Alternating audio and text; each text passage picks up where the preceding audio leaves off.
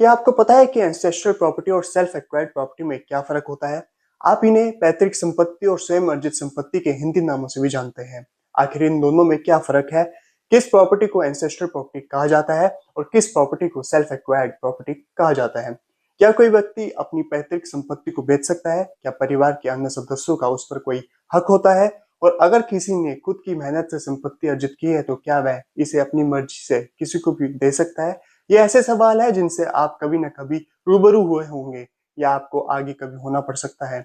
और हम इन्हीं सवालों के जवाब आपको आज की वीडियो में टटोलने की कोशिश करेंगे।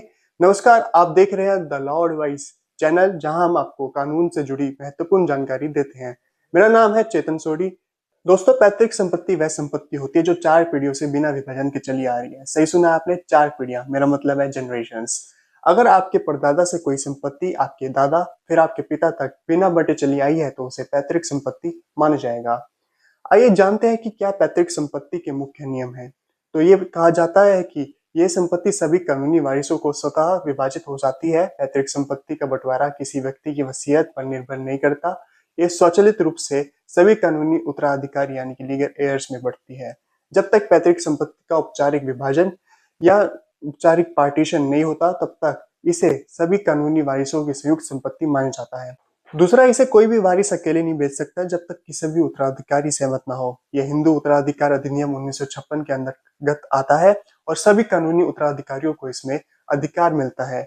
अगर बात करें इसकी एक और रोचक बात की तो यह है कि संपत्ति संतान के जन्म के साथ ही उसके अधिकार में आ जाती है।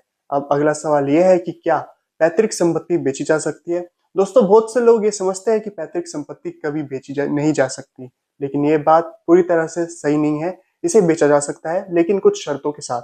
उदाहरण के लिए मान लीजिए कि आपके दादा से कोई संपत्ति आपके पिता को मिली है और फिर वो आपके पास आई। अब अगर आप इसे बेचना चाहते हैं तो आपको अपने सभी सह उत्तराधिकारी जैसे कि भाई बहन या अन्य वारिस की सहमति लेनी होगी। अगर सभी सहमत होते हैं तो आप ये संपत्ति बेच सकते हैं। हालांकि अगर कोई वारिस सहमत नहीं होता तो ये संपत्ति को जबरदस्ती बेचा नहीं जा सकता। ऐसी स्थिति में कानूनी प्रक्रिया का पालन करना होगा और कभी कभी मामला कोर्ट तक भी जा सकता है। हाँ, यदि सभी सह उत्तराधिकारी सहमत होते हैं तो पैतृक संपत्ति को संयुक्त रूप से बेचा जा सकता है। पैतृक संपत्ति को लेकर अक्सर बहुत सी गलतफहमियां होती है, लेकिन इसकी विभाजन बिक्री और अधिकारों को समझना बहुत जरूरी है। अगर आपकी कोई पैतृक संपत्ति है और आप इसे बेचना चाहते हैं या अपने अधिकारों को समझना चाहते हैं तो कानूनी सलाह लेना एक सही कदम होता है, क्योंकि इसमें बहुत सारे दाव पेच होते हैं। अगर आपको इस विषय पर और जानकारी चाहिए तो हमें कमेंट बॉक्स में जरूर लिखिएगा। अगर बात करें कि एंसेस्ट्रल प्रॉपर्टी और सेल्फ एक्वायर्ड प्रॉपर्टी में फर्क जानने से पहले हमें ये सेल्फ एक्वायर्ड प्रॉपर्टी को भी समझना होगा। अगर बात करें कि सेल्फ एक्वायर्ड प्रॉपर्टी क्या होती है, सेल्फ एक्वायर्ड प्रॉपर्टी वह प्रॉपर्टी होती है जो किसी व्यक्ति ने अपनी मेहनत से कमाई हो। यानी अगर आपने खुद की आय से कोई भी जमीन खरीदी तो वह आपके स्वयं अर्जित प्रॉपर्टी होगी। अगर आप कोई भी रोजगार करते हैं, उसमें रात दिन मेहनत करते हैं और पैसा कमा कर बचा कर कोई भी प्रॉपर्टी खरीदते हैं तो कानून की नजर में इस पर आपका पूरा अधिकार होना चाहिए और ये अधिकार आपके पूरे जीवन काल में होना चाहिए। दोस्तों, इसका मतलब है आप अपनी मर्जी से इसे किसी को भी दे सकते हैं और इस पर आपके बच्चे या परिवार के अन्य सदस्यों का जन्म सिद्ध अधिकार नहीं होता। इस प्रॉपर्टी पर आपका और सिर्फ आपका अधिकार होता है। हाँ जी, एकदम सही सुना आपने। हाँ, अगर आप चाहे तो इसे वसीयत के माध्यम से या गिफ्ट से किसी को दे सकते हैं। गिफ्ट आपके जीवन काल में ही लागू हो सकता है और विल आपके बाद सीन में आती है, मतलब इफेक्टिव होती है।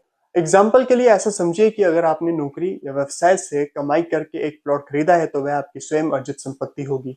व्यक्तिगत संपत्ति और व्यक्तिगत संपत्ति में अंतर है। कई बार लोग व्यक्तिगत संपत्ति और पैतृक संपत्ति को एक ही समझ लेते हैं, लेकिन दोनों में बड़ा अंतर होता है। पहला फर्क तो हमने आपको बता ही दिया पहले ही कि पैतृक संपत्ति 4 पीढ़ियों से चली आ रही संपत्ति को कहते हैं, जबकि सेल्फ एक्वायर्ड प्रॉपर्टी किसी व्यक्ति द्वारा अर्जित संपत्ति को कहा जाता है। अगला बड़ा फर्क है कि एंसेस्ट्रल प्रॉपर्टी का मालिक वसीयत नहीं बना सकता, यह स्वचालित रूप से बढ़ती है, जबकि सेल्फ एक्वायर्ड प्रॉपर्टी का मालिक अपनी इच्छा से वसीयत बना सकता है या किसी को गिफ्ट कर सकता है। एंसेस्ट्रल प्रॉपर्टी बिना सभी उत्तराधिकारी की सहमति से नहीं बन सकती, जबकि सेल्फ एक्वायर्ड प्रॉपर्टी में मालिक स्वतंत्र रूप से बेच सकता है। उत्तराधिकारी यानी कि इनहेरिटेंस की बात करें तो एंसेस्ट्रल प्रॉपर्टी में जन्म के साथ ही कानूनी अधिकार मिल जाता है, बल्कि सेल्फ एक्वायर्ड प्रॉपर्टी केवल मालिक की मृत्यु के बाद ही उत्तराधिकार को मिलती है। पैतृक संपत्ति के उत्तराधिकार से जुड़े कुछ महत्वपूर्ण पहलू भी हैं जिन्हें भी जानना जरूरी है कि अगर पैतृक संपत्ति को किसी व्यक्ति ने बेच दिया और अन्य उत्तराधिकारियों को उनका हिस्सा नहीं मिला तो वह कानूनी कार्रवाई कर सकते हैं और ऐसा किसी भी प्रकार का ट्रांसफर कानून की नजर में गलत है। पैतृक संपत्ति के विवादों को हल करने के लिए कोर्ट में पार्टीशन सूट या डिक्लेरेशन सूट दायर किया जा सकता है।